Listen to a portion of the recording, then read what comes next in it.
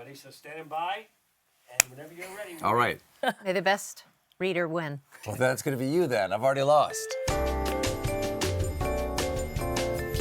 So this month, Stephen and Evie, you picked a book from a couple years back that you both loved. This is Happiness by Niall Williams. Evie, you read This is Happiness first.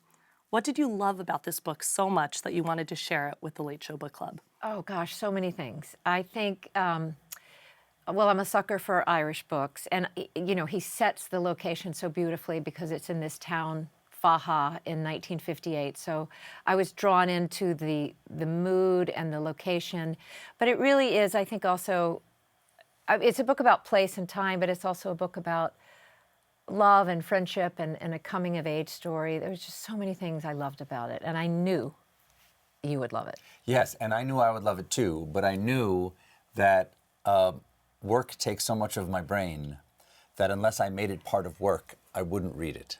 And so that's why I said... this was a ploy to make you, This is so I would read it, because I saw how much you were enjoying it. And it had to be homework. I was happy for you, but more than a little jealous. That seeing over there, she was like, this is so... Yeah. I wish you could find it how to do this. And so when we had the opportunity to pick one of the books, I went, well, let's pick This is Happiness, because that will make me read it. And I have no regrets.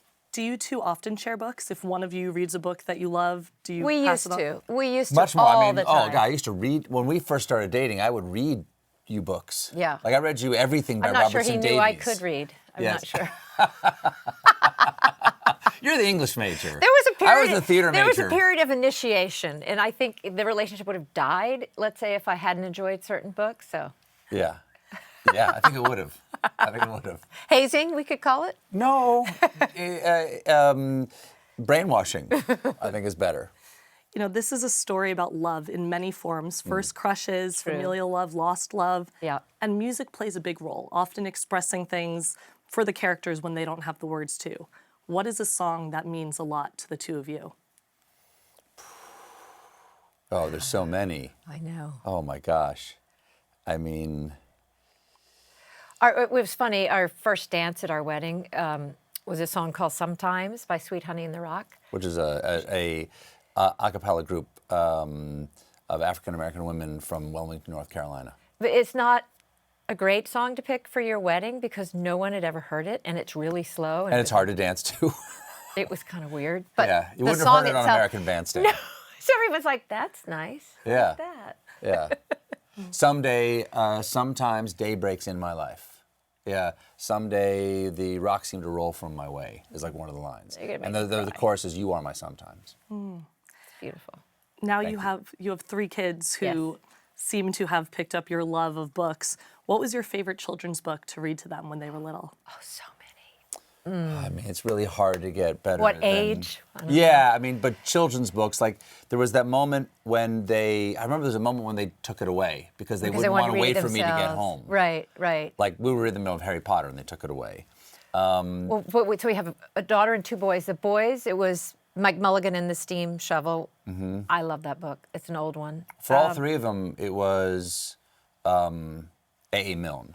Oh, yeah. Like House at Pooh Corner, yeah. Now We Are 6. And all the Richard Scarry, you know, the ones with the... Lowly Worm. Yes, yeah. So fun. Mm-hmm. What is your advice for parents now who want to foster a love of reading and books in their kids? Read to your children. Well, and read to yourself.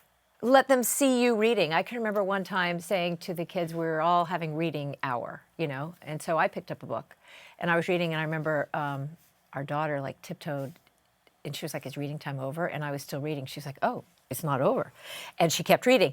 So I think sometimes you have to demonstrate behavior. Sure, yeah. That's what was in our families growing up. Yeah. Is that our family were big readers, and so that was just what you did, especially on a Sunday afternoon, especially on a couch, especially if you had a moment to put the book over your face so you could go to sleep. That's called sleeping, not reading. But you read your way into sleep, so you had the best possible dreams, and the narcotic effect of like an old pulp, like pages on your face. That's how I want to go. It's better than a sock. You sometimes use a sock. That's just to block out the... Now you sound like I'm huffing. I'm huffing some chemical. Yes? A question that we ask everyone who sits in that chair. Yep. If you two were stuck on an island, you could bring one book. Each of you can bring one book. Which would you each choose? Oh, boy. I would probably take something I have not read, but is long. Maybe if we're stuck on an island, maybe Moby Dick, because there might be some lessons in there about seamanship or something. Queequeg might say something about sailing the Pequod, which I've never read it. I've read parodies of Moby Dick, but I've never read Moby Dick. Well, then you should definitely bring it. Okay. I would bring, I think, James Joyce's Ulysses, because I've never been able to finish it. And it's really, I think you could spend a lifetime trying to finish it. Sure. We took a class, remember that? We did when we first got married. Were we married or just? We were married. We took a class together on We took a that book. 10-week course at the Newberry Library in Chicago, where every week you read 70 pages of Ulysses. And when you got to class the next week, you did not discuss what you just read. There was no discussion. There will be no discussion. I'm going to try to tell you the next 70 pages you're going to read so you have any chance of understanding them. Please, for the love of God, read it out loud when you read it or you won't understand. I had one question. No questions. And he would just lecture for an hour about what we were about to read, and then... We fell behind. That's what happens. Well, I don't know about you. Did you keep going? Because No. I got hired for a TV show in New York, and I had to leave. Oh, is that when it was? That's why. We did 7 weeks, and the last 3 weeks, it was years before I read, the last 50 pages, which are like Molly's monologue. Well, those are the best pages. Well, and yes, I said, yes, I will. Yes, sure. I'm not saying that it doesn't get pretty spicy in there. But there's some pretty good space. There's pretty good. Like, who was Gertie? That's Look, pretty good. how much fun we would have on our island Yeah. if we had this book. We like books. We've got a lot of books. It seems like books played a really big role in your courtship. 100%. Yeah. 100%. I would read to you over the phone. Yeah. And even when we were married, I would read to you, and you would Endure it? you would fall asleep. No, you liked it. You would like it, but you would fall asleep because that was your narcotic, was me reading to you. Still to this day, if I really want to put you down, I'll read you like Raise High the Roof Beam Carpenters Oh. or something like that. And because it's comfort food. That's another good one for the island, by the way. Yeah. Any Salinger. He should have published more. I can blow through everything he wrote in a day. I need something that's going to last for a while. Is that you would fall asleep, and you would claim you were not asleep, and so she would go. How did I claim I was not asleep if I was asleep? No. Just go back half a page. And so I would go back half a page, and then as I would feel your breathing get steady again, I would throw in things like, and then the volcano erupted, and then Idi Amin showed up and served everyone a roast turkey, and then after a while, I'd say, "Are you listening?" And you're like, I got it It's all. a strange kind of Exactly. manipulation. Well, no, just I was laying a trap for you. And then, Exactly. And then after a while, you caught on, and you go like, I don't know. You said something about Idi Amin. I'm in. Yeah. So let's talk about the title of this book, This is Happiness.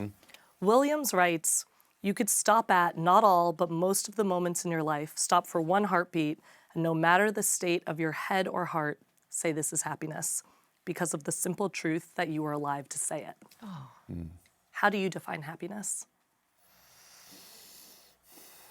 I think I would agree with him if it's in those moments when you are free of fear. It's freedom from fear. That's happiness. Because happiness is you using your mind and your heart appreciate the things around you.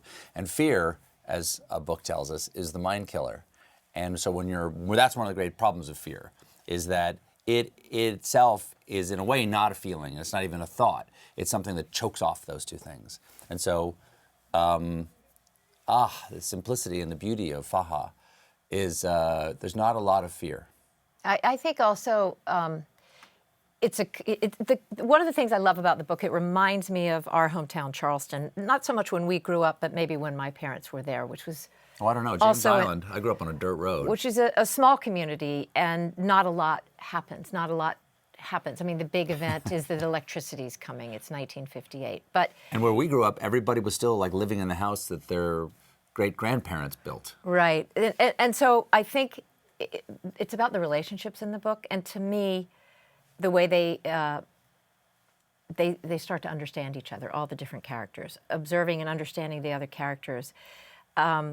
I think Niall Williams said something about the book as a fable between raindrops, which I love. And I think if you were going to pick happiness, I think it is being with people present and understanding who they are, whether they're a friend or a family or a loved one, seeing each other for who they are. That's what I think is the joy of life. And that's what the book captures so beautifully to me, is understanding other people as they are, not who you want them to be, but as they are.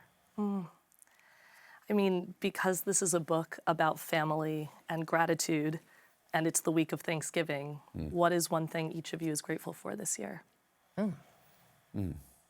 Our kids are Our healthy family. and happy, as far as we can tell. Yeah, We're having 27 people coming to dinner. which will be so fun. That'll be fun. Got to get that turkey brined. I feel grateful we have so many people that we know and love in our lives, and it includes everybody in this building. Yeah, that we get to make things together. That's beautiful. Well, thanks for chatting, Stephen and Evie. If you haven't already, check out This Is Happiness by Niall Williams, available everywhere books are sold. For Late Show Book Club updates, follow our Instagram, @Colbert Late Show. I can recommend any book highly whose opening chapter is one sentence. Chapter 1, It Had Stopped Raining. You're already a chapter in.